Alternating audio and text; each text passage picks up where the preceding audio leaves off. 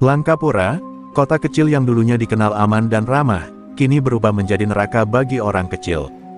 Jalanan yang dulu dipenuhi senyuman dan tawa, kini hanya menyisakan ketakutan.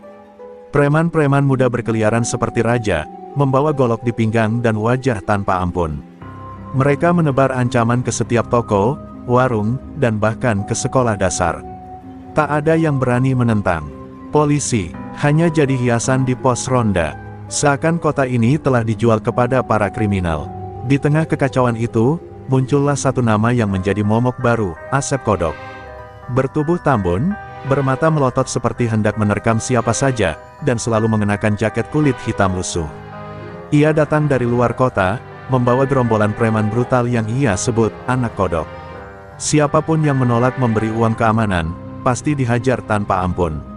Langkapura jatuh ke tangan Asep dalam waktu kurang dari 2 bulan. Cepat dan brutal, warung-warung kecil kini harus setor setiap minggu. Sopir angkot tak bisa menarik napas lega tanpa membayar jatah. Bahkan tukang becak pun tak luput dari ancaman. Banyak warga yang memilih meninggalkan kota, mencari tempat yang lebih aman. Namun mereka yang tak punya pilihan, yang hidupnya bergantung pada setiap rupiah dari jalanan ini, terpaksa bertahan sambil menundukkan kepala. Suatu siang, di persimpangan pasar, kejadian mengenaskan kembali terjadi. Seorang pemuda tukang sayur dipaksa menyerahkan hasil jualannya oleh 2 preman anak kodok. Saat menolak, ia dipukul sampai mulutnya berdarah. Tangis ibunya yang menyaksikan dari kejauhan tak berarti apa-apa bagi mereka. Orang-orang hanya menonton, tak ada yang berani menolong. Ketakutan telah membungkam keberanian. Asep menyaksikan kejadian itu dari atas motornya, tertawa seperti iblis yang sedang menari di atas penderitaan. Beginilah hukum di kota ini sekarang, teriaknya, lalu meludahi tanah. Siapa yang berani melawan, akan saya tanam di bawah rel kereta. Ancaman itu bukan sekadar omong kosong. Sudah 2 orang warga hilang setelah mencoba melawan. Satu ditemukan di sungai dengan tubuh penuh luka. Yang satu lagi, tak pernah ditemukan lagi jejaknya. Di tengah kekacauan yang tak berujung itu, orang-orang mulai berharap pada keajaiban. Mereka tak tahu, harapan itu sedang duduk di bangku kayu reyot dekat warung kopi tua, mengenakan jaket pudar dan sandal jepit. Seorang pria tua berambut putih acak-acakan yang setiap hari duduk diam, meminum kopi hitam tanpa gula, dan menatap jalan dengan pandangan kosong. Tak satu pun yang tahu namanya, apalagi masa lalunya. Orang itu aneh, bisik seorang penjual rokok kepada temannya. Tiap hari cuma duduk, nggak pernah ngomong, tapi, entah kenapa, aku merinding kalau dia menatap. Temannya hanya mengangguk, karena ia pun merasakan hal yang sama. Tatapan pria tua itu bukan tatapan biasa. Itu tatapan orang yang pernah berdiri di garis batas antara hidup dan mati berkali-kali. Dan di saat Langkapura nyaris kehilangan semua harapan, pria tua itu perlahan membuka matanya lebar. Ia melihat bagaimana Asep dan anak buahnya makin menjadi-jadi. Ia menarik napas dalam, memejamkan mata sejenak. Dan pada saat itulah, jalanan Langkapura yang sudah lama kehilangan cahaya, mulai bergetar menanti sebuah kebangkitan yang tak terduga. Langit Langkapura mendung sore itu, seolah ikut bersedih atas nasib warganya. Di perempatan pasar, Asep Kodok kembali memamerkan kekuasaannya. Kali ini sasarannya adalah Pak Darto, seorang sopir angkot tua yang baru saja menarik penumpang dari terminal. Tangannya gemetar saat menurunkan uang setoran yang hendak ia bawa pulang untuk membeli obat istrinya yang sedang sakit keras. Tapi belum sempat masuk ke dalam warung, 2 preman anak kodok mencegatnya. "Mana jatah kami, Pak Tua?" bentak salah satunya sambil mendorong bahu Pak Darto. Sopir tua itu berusaha tersenyum sopan, mencoba menjelaskan bahwa hari itu sepi penumpang. Tapi senyum dan alasan tak pernah menjadi bahasa yang dimengerti oleh preman-preman itu. Yang mereka pahami hanyalah kekerasan. Plak, tamparan keras mendarat di pipi Pak Darto, membuatnya tersungkur ke tanah. Uang yang ia genggam jatuh berserakan, ditiup angin sore yang seolah ikut menjerit. Beberapa orang yang melihat hanya bisa menunduk, berpura-pura tidak melihat. Salah satunya adalah pemilik warung sebelah, yang hatinya tercabik melihat kejadian itu, tapi mulutnya terkunci oleh rasa takut. Asep datang tak lama kemudian, tertawa keras melihat Pak Darto merangkak mengumpulkan uangnya. Ia mendekat, menginjak tangan Pak Darto tanpa ampun. "Ini kota gua sekarang, Nerti. Bahkan kalau lo mati di sini, nggak ada yang bakal peduli." teriaknya sambil meludah ke wajah pria tua itu. Tangisan tertahan Pak Darto menggetarkan beberapa hati, tapi tetap tak cukup untuk membuat seseorang berdiri. Di seberang jalan, dari balik warung kopi tua, si pria tua masih duduk di bangku reotnya. Matanya tajam menatap kejadian itu. Tak satu pun ekspresi muncul di wajahnya. Tapi tangan kirinya mengepal, dan jari-jarinya gemetar perlahan. Ia menatap sendalnya yang sudah aus, lalu ke rantai besi tua yang tergeletak di bawah bangku, terselip di antara rumput liar. Rantai itu sudah berkarat, tapi masih utuh. Masih menyimpan kenangan berdarah dari masa lalu. "Bang, dia diam aja tuh. Kayak nggak peduli," bisik salah satu pemuda kepada temannya sambil menunjuk ke pria tua itu. Tapi pemuda yang lain hanya menggeleng, "Bukan nggak peduli. Gue rasa, dia cuma lagi nunggu waktu." Kalimat itu membuat bulu kuduk pemuda pertama meremang, entah kenapa. Ada hawa aneh yang tiba-tiba menusuk udara sore itu, hawa yang tak bisa dijelaskan. Asep tak menyadari bahwa ada sesuatu yang sedang bangkit dari tidur panjangnya. Ia tertawa keras, lalu meninggalkan Pak Darto yang kini terduduk diam di pinggir jalan. Tapi dari balik tatapan warga yang mulai berkaca-kaca, dari balik warung kopi yang diselimuti bayangan, dan dari rantai tua yang perlahan digenggam kembali, angin perubahan mulai berembus. Sebuah badai dari masa lalu akan segera menggulung semuanya. Dan Langkapura akan mengingat nama yang pernah membuat jalanan tunduk tanpa suara. Sore berganti malam, lampu-lampu pasar mulai redup satu persatu, menyisakan cahaya temaram yang menari di aspal basah. Langkapura tampak lebih sunyi dari biasanya, seperti kota yang sedang menarik napas panjang sebelum badai. Di bangku kayu tua dekat warung kopi, pria lusuh itu masih duduk dalam diam. Asap dari cangkir kopinya sudah lama menghilang, namun matanya tak berhenti menatap arah perempatan tempat Asep menghajar Pak Darto. Tak ada yang tahu siapa pria itu. Rambutnya memutih, janggut tipis tumbuh tak terawat, dan bajunya seperti belum diganti berhari-hari. Ia datang entah dari mana, tiba-tiba muncul 2 minggu lalu dan menetap di kursi kayu reot itu setiap hari. Kadang ia tidur di situ, kadang menghilang sebentar lalu kembali sebelum matahari tenggelam. Warga menamainya Pak Tua, karena tak ada yang berani menanyakan nama aslinya. Namun ada sesuatu dari sosoknya yang membuat orang enggan terlalu dekat. Bukan karena menakutkan, tapi karena auranya berat, seolah memikul sesuatu yang tidak bisa dilihat, sesuatu yang membuat orang yang duduk terlalu dekat merasa sesak di dada. Anak-anak kecil tak pernah bermain di dekatnya, dan bahkan preman-preman kecil lebih memilih menghindar. Malam itu, saat suasana pasar benar-benar sepi, pemilik warung kopi, Bu Aminah, mendekat dan meletakkan sebungkus nasi di samping pria tua itu. "Saya nggak tahu siapa Bapak," katanya lirih, "tapi terima kasih, karena sudah berani melihat." "Nggak banyak yang berani sekarang." Pria itu tidak menjawab, ia hanya menunduk pelan, lalu mengangguk sekali sebagai tanda terima kasih. Dalam diamnya, mata Bu Aminah berkaca-kaca. Kilatan petir memecah langit di kejauhan. Hujan belum turun, tapi udara sudah membawa bau tanah basah. Pria tua itu memejamkan mata, dan ingatan masa lalu datang seperti badai, berputar liar dalam kepalanya. Ia melihat wajah-wajah yang sudah lama mati, mendengar teriakan dan deru motor, suara rantai yang menghantam tulang, darah yang membasahi jaketnya. Semuanya kembali, satu persatu. Dan di tengah itu semua, ada wajah adik laki-lakinya yang kini hanya tinggal kenangan. Ia membuka mata kembali, napasnya dalam, tenang, tapi sorot matanya berubah. Di bawah bangku, ia meraih rantai tua berkarat.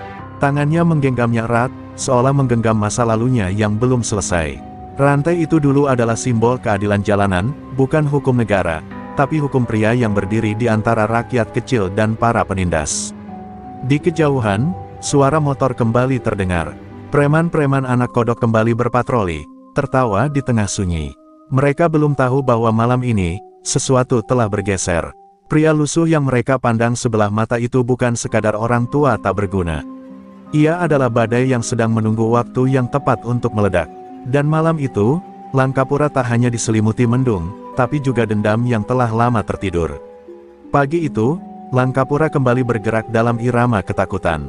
Pasar buka dengan enggan, para pedagang membuka lapak sambil terus melirik ke arah gang sempit tempat para anak kodok biasa nongkrong. Warga mulai terbiasa hidup dalam tekanan, seperti hewan buruan yang tahu hari ini bisa saja menjadi hari terakhir mereka. Namun, Tak satu pun dari mereka tahu bahwa pagi itu akan menjadi awal dari sebuah perubahan besar. Di perempatan, Pak Darto kembali duduk di atas bak angkotnya, wajahnya penuh memar dan pipinya masih bengkak. Ia tidak bicara banyak, hanya menatap kosong ke jalan raya sambil memegang foto kecil istrinya. Warga lain lalu lalang, pura-pura tidak melihatnya. Namun di bangku kayu reyot yang sama, pria tua itu telah kembali duduk, dengan rantai besi tua kini tersembunyi di bawah jaketnya yang mulai menghitam di bagian leher. Dua preman muda, Gogon dan Jalu, muncul dari arah gang, wajah mereka sumringah. Mereka melihat si pria tua duduk sendirian seperti biasa, lalu melirik satu sama lain sambil tertawa. Lo lihat tuh. Masih hidup aja tuh bangkai, kata Gogon sambil menunjuk Pak Darto. Jalu tertawa, lalu matanya berpindah ke pria tua. Yang itu juga kayaknya nganggur abadi. Gimana kalau kita hibur pagi-pagi? Tanpa pikir panjang, mereka menghampiri pria tua itu. Gogon menendang kaki bangku sambil berkata, "Woi, tua bangka, duduk mulu. Bayar juga jatah di sini, dong." Si pria tua masih diam. Tatapannya lurus ke depan, tak menoleh sedikit pun. Jalu merasa diremehkan, lalu maju dan menepuk-nepuk kepala pria itu dengan kasar. "Gue ngomong lo jawab, goblok," bentaknya, dan saat itulah, waktu seakan berhenti.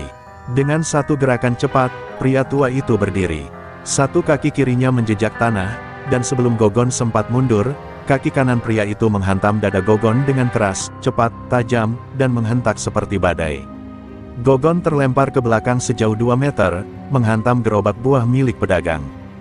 Jalu yang melihat itu terperanjat. Belum sempat kabur, tangannya ditangkap dan dilipat ke belakang dengan kekuatan luar biasa, lalu dihantamkan ke dinding tembok pasar. Suara tulangnya retak terdengar jelas di udara pagi. Orang-orang mulai berdatangan, mulut mereka terbuka lebar melihat pemandangan tak biasa itu. Gogon mengerang di tanah, menggeliat seperti cacing kepanasan. Jalu tak sadarkan diri, pingsan dalam posisi tubuh tertekuk. Aneh, di tengah kerumunan yang mulai membentuk lingkaran, pria tua itu berdiri tegak. Napasnya tak terengah, ia hanya menatap lurus ke depan, lalu berkata pelan namun tegas, "Langkapura ini, sudah terlalu lama diam." Tak ada yang bersuara, angin pagi membelai rambut warga yang terdiam, seolah waktu benar-benar ikut berhenti. Pria tua itu berjalan perlahan kembali ke bangkunya, duduk seperti semula. Tapi kali ini, tak satu pun orang berani meremehkannya lagi. Hari itu, sebuah pesan telah dikirim. Pesan yang akan bergema ke seluruh sudut kota. Kabar tentang insiden pagi itu menyebar seperti api menyambar ilalang kering. Dalam hitungan jam, seluruh sudut Langkapura bergemuruh. Nama Gogon dan Jalu dikenal sebagai dua dari sekian banyak preman anak kodok yang paling brutal.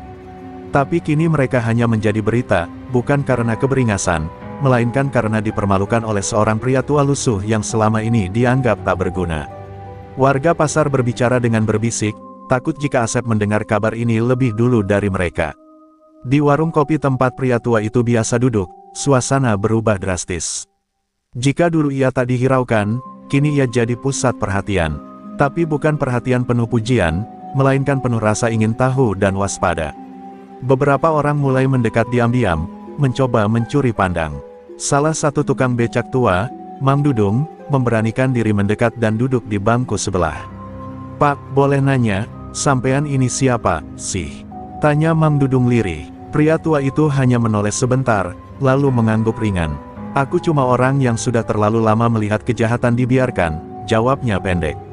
Tak ada nada tinggi, tak ada amarah, tapi kalimat itu menggema di kepala Mang Dudung lebih dari sekadar jawaban biasa. Sore itu, beberapa orang tua yang telah lama tinggal di Langkapura berkumpul di pojok warung kopi. Mereka mengingat sesuatu, sesosok bayangan dari masa lalu, 2 dekade silam, yang pernah mengguncang jalanan. Seseorang yang dulu ditakuti oleh para preman, dihormati oleh tukang becak dan pedagang kecil. Nama itu muncul kembali dari lorong waktu yang penuh debu, Rangga, setan aspal. "Bisa jadi itu dia," bisik seorang pedagang sembako, matanya tak lepas dari sosok pria tua itu. Gaya kakinya, gerakannya, terlalu mirip. Yang lain mengangguk, ragu tapi tak bisa menyangkal. Dalam benak mereka, bayangan masa lalu menyeruak kembali, seorang pria muda dengan rantai besi di tangan, menjatuhkan lawan tanpa banyak bicara. Pria yang menghilang tiba-tiba setelah adik kandungnya ditemukan tewas, diduga dibunuh oleh musuh bebuyutannya. Sementara itu, Asep Kodok mulai mencium aroma tak enak dari pasar. Anak buahnya yang kembali ke markas dengan membawa Gogon dan Jalu dalam kondisi babak belur membuatnya naik pitam. "Siapa yang berani nyentuh anak-anak gua?" teriaknya sambil membanting gelas di meja. Tak ada yang berani menjawab. Salah satu dari mereka hanya menyebut samar-samar, "Orang tua, di pasar." Asep tertawa keras, menganggap itu lelucon. Tapi tawa itu perlahan redup saat ia melihat ketakutan di wajah anak buahnya. "Apa, dia punya nama?" tanya Asep, suaranya mulai dingin. Salah satu preman menjawab ragu, "Nggak ada yang tahu pasti. Tapi warga mulai nyebut dia Rangga." Asep terdiam sejenak. Nama itu asing baginya, tapi ia merasakan hawa dingin merayap di tengkuknya. Entah kenapa, kata itu membawa tekanan berat di dadanya. Ia tertawa keras untuk menutup rasa gelisahnya, lalu berteriak, "Kalau benar dia masih hidup, gua sendiri yang akan kubur dia." Langit Langkapura mulai gelap, angin berhembus lebih dingin dari biasanya. Di warung kopi, Rangga duduk tenang, rantai besi tersimpan di balik bangkunya. Di matanya yang dalam, ada bayangan dendam lama yang belum selesai. Dan di kejauhan, suara langkah-langkah dendam mulai mendekat. Malam turun pelan-pelan, menyelimuti Langkapura dalam keheningan yang mencekam. Bukan keheningan damai, tapi seperti jeda sebelum gempa datang mengguncang. Di balik tembok-tembok pasar, warga berbisik lirih. Nama Rangga kembali hidup, menyelinap di antara suara gerobak, langkah kaki, dan desah napas penuh kecemasan. Mereka tak berani menyebutnya terlalu keras, seolah nama itu bisa membangkitkan kekuatan yang terlalu besar untuk dikendalikan. Di warung kopi, suasana tetap sunyi. Hanya suara sendok yang mengaduk gelas dan denting pelan piring menjadi musik latar malam itu. Rangga masih di sana, duduk tenang, memandangi jalanan seolah sedang membaca masa depan dari setiap kerikilnya. Di balik ketenangannya, ada sesuatu yang mulai menyala, bukan amarah, tapi panggilan lama. Sebuah ikrar yang dulu ia kubur bersama jasad adik kandungnya. 20 tahun lalu, ia meninggalkan dunia jalanan karena luka yang tak bisa diobati. Adiknya, Bayu, tewas di tangan preman bayaran yang ingin menantang nama besar, Rangga Setan Aspal. Sejak itu, ia memilih menghilang. Tak ada lagi rantai, tak ada lagi pukulan. Hanya keheningan dan doa-doa untuk melupakan. Tapi Langkapura memanggilnya kembali, bukan dengan suara, tapi dengan penderitaan warganya yang memohon diam-diam, "Tolong, lindungi kami lagi." Di sisi lain kota, Asep Kodok mulai menggali masa lalu. Ia tak bisa tenang sejak mendengar nama Rangga. Beberapa orang tua yang ia paksa bicara menyebut hal yang sama, "Kalau dia benar-benar Rangga, lebih baik kau lari dari kota ini sekarang juga." Tapi Asep bukan tipe orang yang lari. Ia justru semakin tertantang. "Siapapun dia, tua bangka atau legenda, gue hancurin," gumamnya sambil menatap pisau besar di pangkuannya. Namun, malam itu juga, Asep mendapat tamparan pertamanya.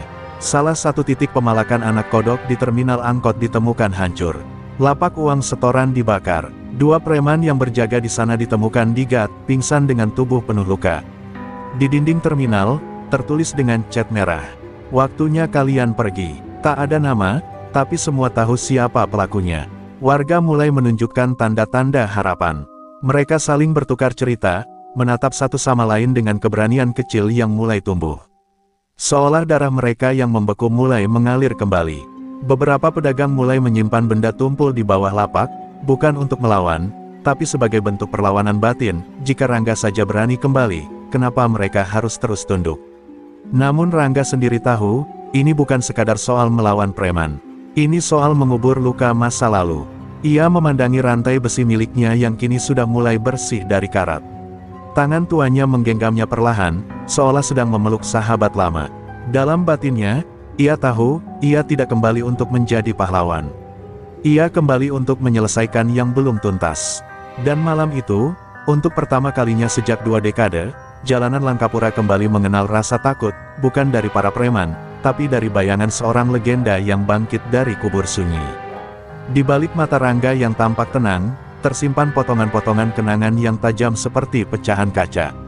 Malam itu, di bawah lampu warung kopi yang temaram, ia memejamkan mata dan membuka kembali pintu masa lalu yang selama ini ia kunci rapat. Pintu menuju malam paling kelam dalam hidupnya, malam ketika suara tawa adiknya berubah menjadi isak terakhir. Malam ketika jalanan Langkapura bersimbah darah, dan namanya berubah dari pelindung menjadi kutukan.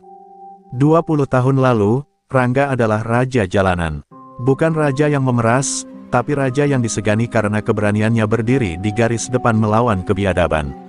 Ia tidak pernah minta bayaran, hanya memastikan bahwa setiap tukang becak, pedagang kaki lima, dan sopir angkot bisa bekerja tanpa takut dipalak. Ia dikenal karena rantai besi di tangannya, yang konon pernah menghancurkan motor preman hanya dengan satu ayunan. Orang-orang memanggilnya setan aspal, bukan karena kejam, tapi karena secepat dan seganas itu jika sudah turun ke jalan. Namun kejayaan itu menimbulkan dendam. Banyak kelompok preman luar kota merasa terusik. Salah satunya, kelompok Kalong Hitam, menyusun rencana untuk menghabisi Rangga.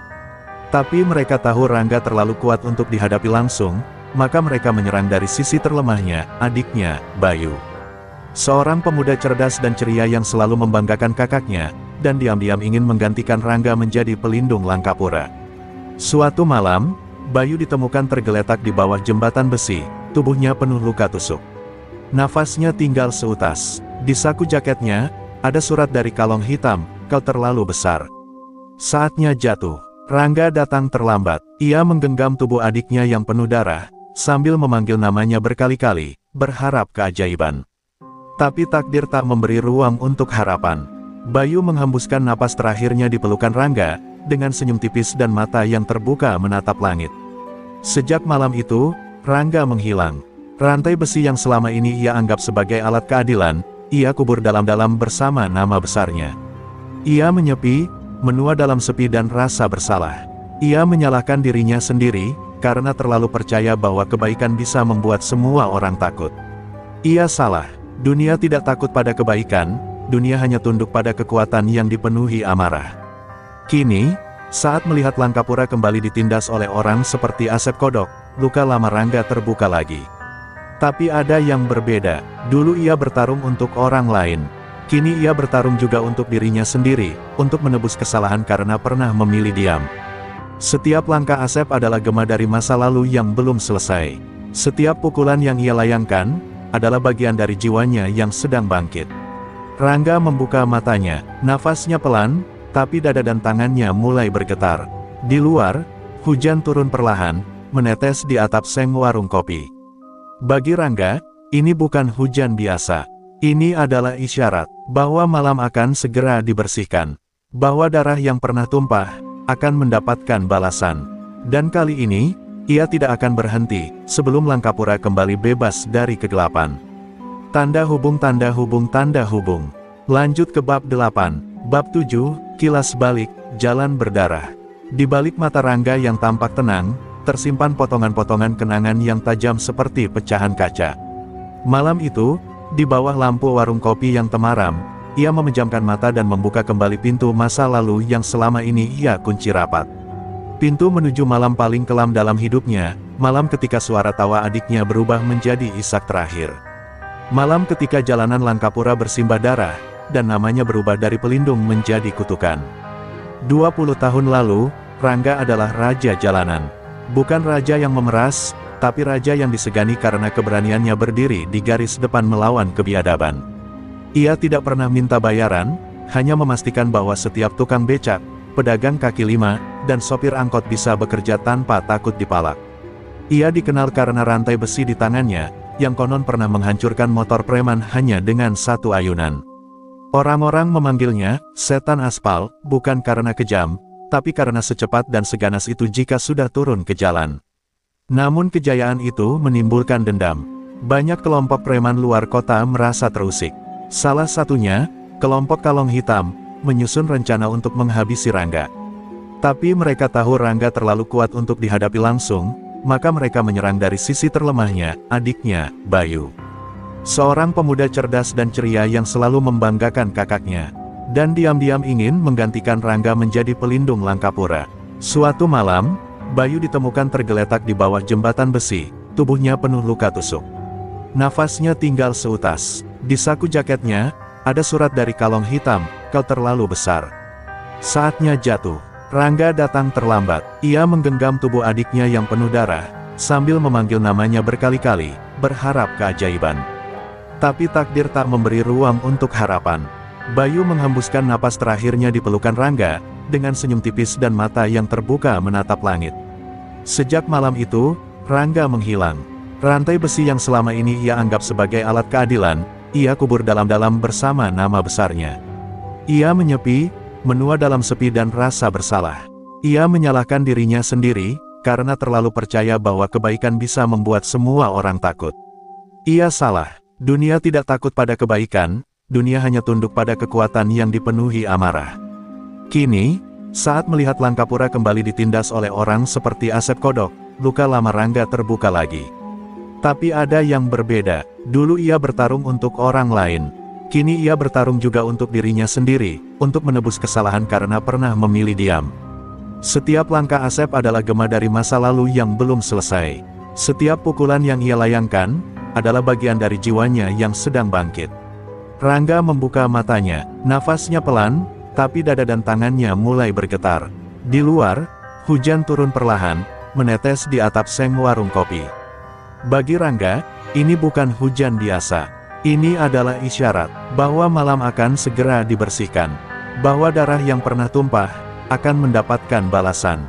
Dan kali ini, ia tidak akan berhenti sebelum Langkapura kembali bebas dari kegelapan.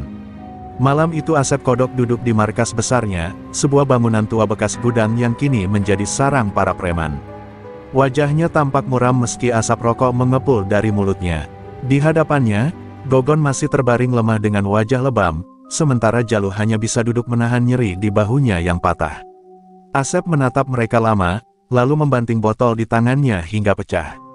"Gue udah bilang, Langkapura ini milik kita. Nggak ada yang bisa ganggu." Teriaknya meledak, tapi teriakan itu tak cukup menutupi ketakutan yang mulai menjalari hatinya. Nama Rangga kini seperti hantu yang berkeliaran di jalanan.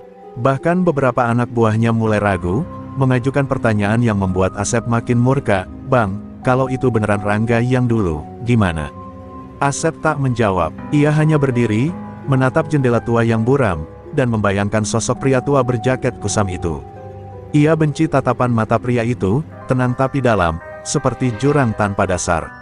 Tak lama kemudian, ia mengumpulkan semua anak buahnya di halaman markas.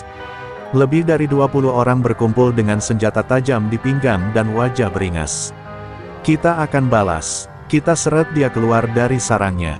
Kalau bener dia Rangga, justru itu kesempatan emas buat gue jadi legenda baru." Suaranya lantang, tapi hanya dia yang tahu bahwa kata-kata itu sebenarnya sedang ia tujukan untuk menenangkan dirinya sendiri. Satu kelompok dikirim ke arah pasar, satu lagi ke terminal. Mereka diperintahkan mengintimidasi siapa saja yang menyebut nama Rangga. Spanduk-spanduk ancaman dipasang, bertuliskan, "Yang menyebut nama lama akan kami kubur bersama masa lalunya." Langkapura kembali dicekam, tapi di balik ketakutan itu, tumbuh bara kecil yang tak bisa dipadamkan, harapan. Bu Aminah, Mang Dudung, Pak Darto, semua orang yang pernah merasa dilindungi Rangga di masa lalu kini mulai membuka suara. Mereka berkumpul diam-diam, membagikan makanan untuk lelaki tua itu, menjaga bangkunya, dan bahkan mulai menyingkirkan preman kecil dari pasar. Bukan karena mereka percaya bisa menang, tapi karena Rangga telah memberi mereka keberanian. Dan keberanian adalah sesuatu yang tak bisa direbut kembali dengan ancaman. Di sisi lain, Rangga berjalan menyusuri lorong kecil yang pernah menjadi saksi pertempurannya di masa muda. Ia berhenti di depan gang sempit yang dulu disebut Lorong Tiga Nyawa, tempat di mana ia mengalahkan 3 preman dalam satu malam. Dindingnya kini penuh coretan, tapi langkah kakinya tak goyah. Ia menyentuh tembok kasar itu dengan ujung jarinya, seolah menyapa kenangan. "Aku belum selesai dengan kalian," bisiknya lirih. Langit Langkapura mendung kembali, udara dingin menyelimuti kota yang siap meledak. Dan di balik semua itu, dua sosok berbeda, Asep dengan dendamnya, dan Rangga dengan penebusannya, sedang melangkah di jalur yang tak bisa dihindari. Pertemuan mereka bukan soal siapa menang atau kalah, tapi tentang siapa yang pantas disebut penguasa jalanan sejati. Dan ketika dua kekuatan itu bertabrakan, Langkapura tidak akan pernah sama lagi. Pagi itu, pasar Langkapura terasa berbeda. Udara lebih berat, langkah kaki orang-orang lebih hati-hati, dan semua tatapan dipenuhi kecemasan. Di tengah hiruk-pikuk yang menegang, selembar kertas ditempel di tembok dekat perempatan, tepat di samping bangku tua tempat Rangga biasa duduk. Kertas itu ditulis dengan cat merah menyala, dengan huruf besar-besar yang mencolok. Untuk si tua yang mengaku legenda, jika kau punya nyali, hadirlah di alun-alun malam ini. Duel terbuka, jangan sembunyi di balik nama lama. Asep Kodok, warga yang membaca kertas itu langsung membisu. Beberapa menatap ke arah bangku kosong, seolah menunggu sosok Rangga muncul dari balik warung. Tapi pagi itu, bangku itu kosong. Tak ada rantai tua, tak ada kopi hitam, hanya bayang-bayang ketegangan yang menggantung di udara. Orang-orang mulai berbisik, apa dia akan datang, apa dia berani, atau dia sudah pergi. Di markas preman, Asep berdiri dengan dada membusung, dikelilingi anak buahnya yang membawa golok, besi, dan rantai. Ia memakai jaket kulit yang sama seperti hari pertama datang ke kota, kini ditambah emblem besar bertuliskan, "Anak Kodok Raja Jalanan." Ia tersenyum lebar, tapi dalam hatinya bergolak. Ia tahu pertarungan ini bukan hanya soal mengalahkan pria tua, ini tentang membunuh nama yang lebih besar dari dirinya. Sementara itu, di sudut kota yang lebih sunyi, Rangga duduk di depan makam Bayu. Ia membawa sekuntum bunga kecil yang ia petik sendiri. Di hadapannya, tanah itu tetap dingin seperti 20 tahun lalu. Hari ini, aku akan menghadapi mereka. Bukan hanya untuk Langkapura, tapi untukmu. Untuk semua yang pernah mereka sakiti, ucapnya pelan. Ia kemudian berdiri, mengambil rantai tua yang tergantung di bahunya. Cahaya pagi menyentuh logamnya yang kini bersih, tak lagi karat, tapi penuh luka sejarah. Sore menjelang malam, warga mulai berkumpul diam-diam di tepi alun-alun, tempat yang biasanya dipakai untuk pasar malam, kini menjadi arena pertaruhan. Asep sudah berdiri di tengah, dikelilingi puluhan anak buahnya. Lampu jalan menyala pucat, angin berembus dingin, dan seluruh Langkapura menahan napas. Detik demi detik berlalu, dan sosok yang mereka tunggu belum juga muncul. Namun, ketika jam besar di balai kota berdentang 7 kali, suara rantai beradu dengan aspal terdengar dari kejauhan. Suara itu tak asing, bagi mereka yang dulu pernah menyaksikan pertarungan di lorong-lorong gelap Langkapura, suara itu adalah dentang ajal. Perlahan, dari arah timur alun-alun, muncul sosok pria tua berjaket pudar, melangkah tenang sambil menggenggam rantai panjang. Tak ada keraguan, tak ada senyum, hanya sorot mata tajam yang menembus kerumunan dan langsung mengunci pandangan Asep Kodok. Dan dalam satu langkah itu, Langkapura tahu, duel yang akan mengubah segalanya, telah dimulai. Alun-alun Langkapura kini bukan lagi tempat hiburan, melainkan medan tempur yang disaksikan oleh ratusan pasang mata yang menahan napas. Warga berdiri diam di balik tembok, tiang listrik, dan pohon-pohon tua, menyaksikan dua sosok berbeda generasi saling berhadapan di tengah keremangan lampu jalan. Di satu sisi, Asep Kodok dengan tubuh besar, golok besar di tangan, dan sorot mata penuh amarah. Di sisi lain, Rangga berdiri tenang, memegang rantai besi yang menggantung seperti ekor ular, menatap lurus tanpa sedikit pun gentar. Hening menguasai langit Langkapura, angin berhenti, burung malam pun seakan memilih bungkam. Asep melangkah maju dengan geram. Lo pikir lo bisa kembali dan jadi pahlawan? Hah? Ini kota gua sekarang, tua bangka. Teriaknya keras. Tapi Rangga tak membalas sepatah kata pun. Ia hanya memutar rantainya perlahan, menciptakan suara mendesis seperti bisikan maut. Matanya tetap terkunci pada Asep, seperti singa tua yang sedang menunggu mangsa lengah. Asep menyerbu duluan, mengayunkan golok ke arah Rangga dengan kekuatan penuh. Tapi yang mengejutkan semua orang, termasuk anak buah Asep, adalah betapa cepatnya pria tua itu bergerak. Rangga memutar tubuh, menghindar seolah angin, lalu dengan ayunan tajam, rantainya menghantam tangan Asep. Golok terlepas dan jatuh ke tanah. Asep mengumpat keras, mundur beberapa langkah, sementara darah menetes dari pergelangannya. Sorak kecil muncul dari balik bayang-bayang warga. Hati mereka mulai bangkit, tapi duel belum selesai. Anak buah Asep mencoba maju membantu, namun Rangga hanya menoleh sejenak. "Jangan ikut campur, ini antara aku dan bos kalian." Suaranya datar, tapi penuh kekuatan. Dan anehnya, preman-preman itu ragu. Mereka belum pernah melihat seorang pria setua itu berdiri dengan aura sebesar itu. Kaki mereka seperti tertancap di tanah. Asep menggeram, mengambil pisau kecil dari balik jaketnya dan kembali menyerang, kali ini dengan gerakan acak, penuh emosi. Tapi emosi adalah kelemahan. Rangga menangkisnya dengan rantai, lalu menyapu kaki Asep hingga pria itu jatuh tersungkur ke tanah.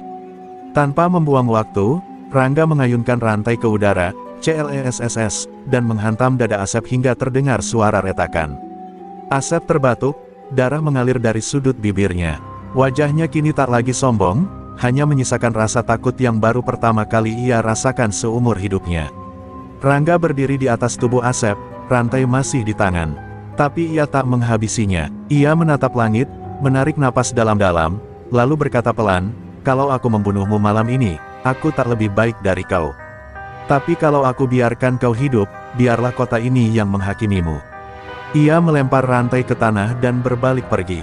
Warga terdiam, tapi beberapa mulai meneteskan air mata. Bukan karena takut, tapi karena mereka tahu, mereka baru saja menyaksikan kebangkitan legenda sejati. Dan malam itu, Langkapura berubah. Bukan karena seorang pria mengalahkan preman, tapi karena keberanian, yang lama terkubur, kini hidup kembali. Jalanan malam itu tidak hanya basah oleh embun, tapi oleh kebebasan yang akhirnya kembali terasa. Pagi setelah duel, Langkapura seperti kota yang baru terlahir. Udara terasa lebih segar, langit lebih terang, dan yang paling nyata, tak ada satupun anak kodok yang berkeliaran di jalanan. Mereka menghilang, menyisakan spanduk-spanduk sobek dan coretan ancaman yang kini tertutup debu. Warga mulai keluar rumah lebih awal. Para tukang becak kembali tersenyum, pedagang kaki lima membuka lapaknya tanpa rasa was-was, dan anak-anak kecil kembali berlarian di gang-gang sempit. Seakan badai telah berlalu, dan matahari kembali menyapa. Di warung kopi langganannya, Rangga duduk seperti biasa. Tapi kali ini, bangku di sebelahnya tak kosong. Mang Dudung, Pak Darto, dan bahkan Bu Aminah kini sering bergiliran menemaninya. Mereka tak lagi takut berbicara, meski Rangga sendiri masih lebih sering diam. Tatapannya tetap tenang, tapi berbeda, seolah beban di pundaknya sedikit demi sedikit mulai terangkat. Tangannya tak lagi menggenggam rantai, hanya memegang cangkir kopi yang mengepul pelan, seperti jiwanya yang mulai berdamai. Namun tidak semua tenang. Di balik kota yang sedang menyembuhkan diri, Asep Kodok masih bernapas. Luka-lukanya parah, tapi tak cukup untuk membunuh. Ia kini dirawat di rumah sembunyiannya di pinggir kota, dikelilingi sisa-sisa loyalis yang setia karena takut, bukan karena hormat. Di sana, ia duduk di kursi roda, menatap keluar jendela dengan mata merah penuh dendam. Tubuhnya mungkin kalah, tapi pikirannya belum menyerah. "Gue bakal balik," desisnya. "Dan ketika gue balik, darah bakal jadi hujan." Sementara itu, di balai kota, beberapa tokoh masyarakat mulai berkumpul. Untuk pertama kalinya dalam puluhan tahun, mereka bicara tentang keamanan yang dipulihkan oleh rakyat sendiri, bukan oleh aparat. Nama Rangga kembali disebut, bukan dengan rasa takut, tapi dengan rasa hormat. Beberapa ingin mengangkatnya menjadi penasehat keamanan lingkungan, tapi Rangga menolak halus. "Saya bukan siapa-siapa, saya hanya menepati janji lama." Namun janji yang ia tepati itu telah mengubah segalanya. Pemuda-pemuda mulai berlatih bela diri di tanah lapang. Mereka belajar dari Mang Dudung dan bekas preman tobat yang mulai berbalik arah.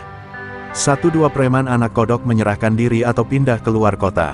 Sebagian besar tak ingin menantang Rangga lagi. Nama, Setan Aspal, kini menjadi legenda yang mereka bisikkan saat malam, bukan sebagai musuh, tapi sebagai pengingat bahwa kekuatan sejati bukan hanya tentang otot, tapi keberanian membela yang lemah.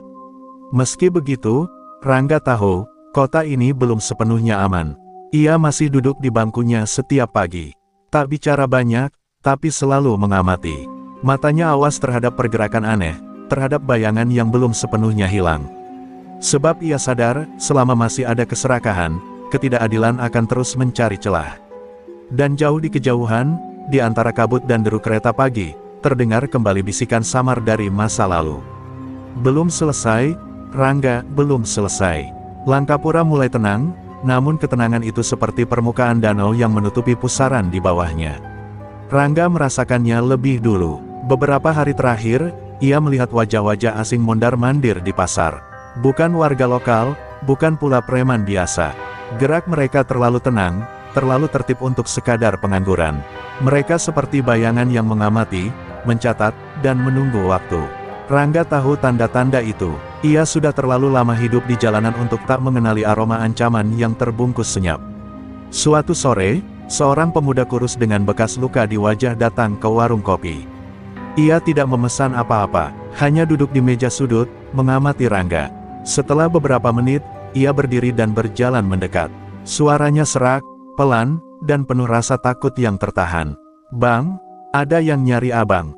Dari luar kota. Mereka, bukan orang biasa." Rangga hanya menatapnya sebentar, tak ada kejutan di wajahnya. Ia hanya menunduk, menyesap kopinya, lalu berkata pelan, "Dari mana mereka?" "Dari timur, Surabaya, bekas jaringan kalong hitam." "Mereka dengar nama abang hidup lagi?" jawab pemuda itu, nyaris berbisik. Rangga membeku sesaat. Kalong hitam, nama yang sudah ia kubur 2 dekade lalu. Kelompok pembunuh bayaran yang dulu membantai adiknya. Ia mengira mereka sudah lenyap. Tapi seperti racun dalam luka lama, mereka ternyata hanya bersembunyi, menunggu kesempatan untuk menyebar lagi. Di malam yang sama, seseorang menyelinap ke rumah Bu Aminah. Jendela dibuka paksa, dan di tembok warungnya tertulis satu kalimat mengerikan dengan darah ayam. "Legenda akan mati kali ini." Bu Aminah gemetar saat menemukannya. Ia segera pergi ke warung kopi, menemui Rangga dengan mata berkaca-kaca. Tapi sebelum sempat bicara, Rangga hanya mengangguk dan berkata, "Saya tahu." Tak butuh waktu lama, kabar menyebar. Langkapura kembali bergolak. Tapi kali ini, ada yang berbeda. Warga tidak diam seperti dulu. Para pemuda berkumpul, bersiap siaga. Mereka bukan lagi kumpulan ketakutan. Mereka adalah generasi baru yang terinspirasi oleh keberanian Rangga. Beberapa mulai berpatroli malam, menjaga sudut-sudut pasar dan perempatan. "Kalau Rangga berdiri untuk kita, sekarang giliran kita berdiri bersamanya," kata Mang Dudung tegas. Namun Rangga tahu, ini bukan pertarungan warga. Ini urusan pribadi. Kalong hitam tidak datang untuk Langkapura. Mereka datang untuknya, untuk menyelesaikan sejarah yang tertunda. Dan Rangga pun kembali ke tempat yang tak pernah ia kunjungi sejak tragedi itu, bekas rumah tua yang terbakar 2 dekade lalu, tempat terakhir ia melihat Bayu hidup. Di bawah bayangan reruntuhan, ia berdiri lama. Lalu ia berkata, seolah kepada angin, "Kalau kalian datang untuk membalas, datanglah. Tapi pastikan kalian siap pulang tanpa nyawa." Malam itu, Langkapura seperti kota yang menahan napas. Angin terasa dingin menusuk tulang, langit gelap tanpa bintang, dan jalanan sepi tak seperti biasa. Warga berdiam di dalam rumah, lampu-lampu dimatikan lebih cepat dari biasanya. Semua tahu malam ini bukan malam biasa, ini malam di mana sejarah berdarah dari 20 tahun lalu akan kembali bergulir. Di kejauhan, suara motor tanpa knalpot terdengar mendekat perlahan, seperti suara kematian yang tak terburu-buru. 4 pria berjaket kulit hitam turun dari motor besar di pinggir pasar. Wajah mereka penuh luka dan bekas pertempuran. Salah satunya, yang tertua dan bertubuh kurus tinggi, bernama Derajat, tangan kanan pemimpin Kalong Hitam. Ia pernah menyaksikan dengan mata kepala sendiri bagaimana Rangga menghancurkan 4 orang sekaligus hanya dengan rantai. Derajat bukan sekadar datang untuk membalas dendam. Ia datang membawa pesan, Kalong Hitam akan kembali berkuasa, dimulai dari membunuh legenda yang dulu membuat mereka bersembunyi seperti tikus. Sementara itu, Rangga berdiri di tengah pasar. Ia sudah menunggu sejak matahari tenggelam. Di tangannya tergenggam rantai besi lamanya, kini sudah terikat rapat di pergelangan tangan. Tak ada rasa gentar, tak ada hasrat membunuh. Hanya sebuah tekad yang membatu, menyelesaikan semua ini, agar tak ada lagi darah orang tak bersalah tumpah karena dendam lama. Di sekelilingnya, puluhan warga menonton dari kejauhan, bersembunyi di balik peti, tiang listrik, dan gerobak kosong. Mereka tahu mereka tak bisa ikut campur, tapi mereka juga tak bisa berpaling. Pertemuan itu terjadi tepat di tengah pelataran pasar. Derajat menatap Rangga dengan senyum sinis. "Kau menua, Rangga, tapi sepertinya belum mati. Ini kesempatan terakhir. Serahkan kepalamu, atau kami ambil sendiri." Rangga tak menjawab. Ia hanya melangkah maju, rantai di tangannya berderak pelan. Derajat mengangkat tangan, memberi aba-aba. 3 anak buahnya langsung menyerbu bersamaan dari arah berbeda, cepat seperti bayangan. Tapi usia tak pernah menghilangkan insting. Dalam sepersekian detik, Rangga memutar tubuh, melemparkan rantai ke leher penyerang pertama dan menariknya ke tanah. Serangan kedua ditangkis dengan siku, lalu disusul pukulan telak ke pelipis. Yang ketiga berhasil menebas jaket Rangga dengan pisau, tapi dibalas dengan tendangan keras ke lutut yang langsung membuatnya roboh sambil menjerit. Suasana jadi kacau. Warga yang menyaksikan hanya bisa membeku, mata mereka tak percaya menyaksikan pria tua itu bergerak seperti bayangan, seolah waktu tak menyentuhnya. Derajat kini berdiri sendiri. Ia tak tertawa lagi. Perlahan ia menarik pisau panjang dari pinggangnya, pisau yang sama yang digunakan membunuh Bayu 20 tahun lalu. "Kau ingat benda ini, Rangga?" katanya dengan suara parau. "Pisau ini pernah membuat adikmu memohon belas kasihan." Dan untuk pertama kalinya, mata Rangga memerah. Tangan tuanya mencengkeram rantai lebih kuat. Luka lama di dadanya kembali terasa seperti baru saja terjadi. Tanpa kata, Rangga menerjang. Dan malam itu, Langkapura kembali menjadi saksi bagaimana legenda sejati, menyelesaikan dendam bukan dengan amarah, tapi dengan kebenaran yang digenggam hingga akhir. Hujan turun deras ketika tubuh Derajat menghantam tanah, terduduk dengan lutut berdarah dan nafas yang memburu. Pisau panjangnya telah terlepas dan meluncur jauh dari tangannya, jatuh tepat di depan kaki Rangga. Rantai besi di tangan Rangga meneteskan air hujan dan darah segar, sementara matanya masih merah menyala, namun tatapannya tetap dingin dan tegas. Sekeliling mereka, Langkapura membisu, tak satu pun dari warga yang berani bergerak. Yang terdengar hanya suara hujan dan derak pelan dari tubuh Derajat yang gemetar menahan sakit dan ketakutan. "Apa kau merasa puas, setelah membunuh adikku 20 tahun lalu?" Suara Rangga pelan, namun mengguncang seluruh jiwa Derajat. Pria kurus itu terdiam, tak lagi punya alasan untuk membela diri. Dia tahu tak ada kata maaf yang bisa menebus dosanya. Tapi ia tetap mencoba bicara. "Aku hanya menjalankan perintah. Waktu itu aku cuma eksekutor, yang ingin adikmu mati bukan aku." Suaranya tercekat. Rangga hanya menunduk, menatap tanah, lalu berkata pelan, "Dan sekarang aku yang menjalankan takdir." Dengan satu ayunan rantai ke samping, Rangga memukul pisau itu jauh ke selokan. Ia tak ingin membalas dengan cara yang sama. Ia ingin Kalong Hitam melihat bahwa kebenaran tak akan tumbang oleh kekejaman. Derajat tergeletak, matanya mulai berkaca. Bukan karena sakit, tapi karena ia tahu, kekalahannya tak hanya di tubuh, tapi di jiwa. Ia dikalahkan oleh seseorang yang seharusnya ia kubur 2 dekade lalu. Rangga berdiri di tengah pelataran pasar dengan tubuh basah kuyup, namun gagah seperti singa tua yang baru menyelesaikan perburuan terakhirnya. Hujan membasahi jalanan, tapi darah tak lagi mengalir. Di balik tirai hujan, warga Langkapura mulai keluar satu persatu. Mereka menghampiri diam-diam, lalu berdiri di belakang Rangga. Tak ada yang bicara, tapi dari keheningan itu, lahirlah satu bahasa yang sama, rasa hormat. Mang Dudung dan Pak Darto membantu Rangga berdiri lebih tegak. Bu Aminah membawa selimut tipis dan membungkus tubuhnya. Anak-anak kecil, yang dulu takut keluar rumah, kini menatap Rangga dengan mata berbinar. Seorang pemuda bahkan berteriak pelan, "Hidup Rangga!" Dan suara itu disambut gemuruh kecil yang tumbuh besar. "Hidup Rangga! Hidup Langkapura!" Di tengah sorak itu, Rangga menatap langit. Hujan masih deras, namun di antara awan gelap, satu celah cahaya muncul, seolah langit memberi salam hormat pada pejuangnya.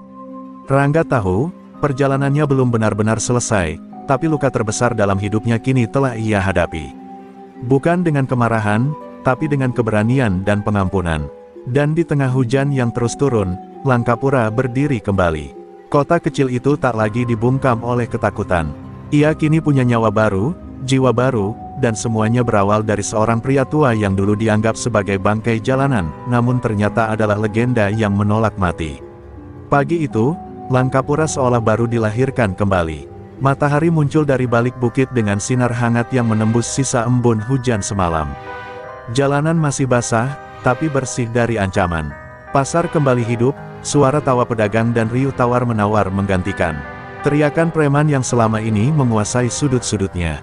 Dan di tengah semua itu, satu bangku tua di dekat warung kopi tampak kosong. Tidak ada Rangga di sana pagi ini. Warga bertanya-tanya. Beberapa mendatangi rumah kontrakan kecil tempat Rangga tinggal, tapi hanya mendapati pintu yang tertutup rapat dan selembar kertas yang tertempel di sisi pintu. "Langkapura bukan milikku, tapi kalian milik satu sama lain. Jagalah kota ini, seperti aku pernah menjaganya." Tanda tangan di bawahnya hanyalah satu guratan kecil, huruf R, dengan lingkaran rantai melingkari. Simbol dari seorang legenda yang memilih pergi tanpa pamit ramai-ramai, seperti bayangan yang kembali menyatu dengan senyap. Tak ada yang tahu kemana Rangga pergi. Ada yang bilang dia menuju ke utara, mencari tempat sunyi untuk menghabiskan sisa waktu. Ada pula yang percaya dia kembali menyamar jadi orang biasa, hidup di antara keramaian kota lain. Tapi yang jelas, kepergiannya meninggalkan sesuatu yang jauh lebih kuat dari kehadiran fisik keberanian. Para pemuda yang dulu takut kini mulai berlatih, menjaga pasar, membantu warga, dan membentuk kelompok ronda. Nama Rangga menjadi panutan, bukan lagi cerita seram. Di sebuah bukit kecil di luar kota, tempat di mana makam Bayu berada, satu bunga segar diletakkan tepat di atas nisan. Tak ada yang melihat siapa yang meletakkannya. Tapi Mang Dudung, yang kebetulan lewat pagi itu, menghela napas panjang. Dia belum benar-benar pergi, gumamnya sambil tersenyum tipis. Dia hanya kembali ke tempat yang paling ia cintai, sunyi dan damai. Langkapura pun bergerak maju. Sekolah-sekolah dipenuhi anak-anak yang kini berjalan tanpa rasa takut. Ibu-ibu tak lagi menyembunyikan dagangannya dari pemalakan. Dan para lelaki tua mulai bercerita kepada cucunya, tentang malam hujan dan pria tua dengan rantai besi, yang berdiri sendirian melawan kegelapan. Cerita itu tumbuh menjadi legenda. Legenda yang tak pernah dicetak di buku sejarah, tapi hidup dalam hati warga Langkapura. Asep Kodok, ia tak pernah terdengar lagi. Rumor menyebut ia melarikan diri ke kota lain dengan tubuh pincang dan jiwa yang hancur. Tapi tak ada yang benar-benar peduli. Karena Langkapura telah belajar satu hal penting, ketika kejahatan tumbuh dari ketakutan, maka keberanian akan menjadi obat yang paling mujarab. Dan di suatu tempat, jauh dari hiruk-pikuk kota, Rangga duduk di bawah pohon rindang. Di tangannya, sebuah cangkir kopi mengepul hangat. Ia menatap langit biru, menarik napas pelan, dan untuk pertama kalinya dalam puluhan tahun, ia membiarkan dirinya tersenyum. Bukan karena kemenangan, tapi karena akhirnya, ia benar-benar pulang.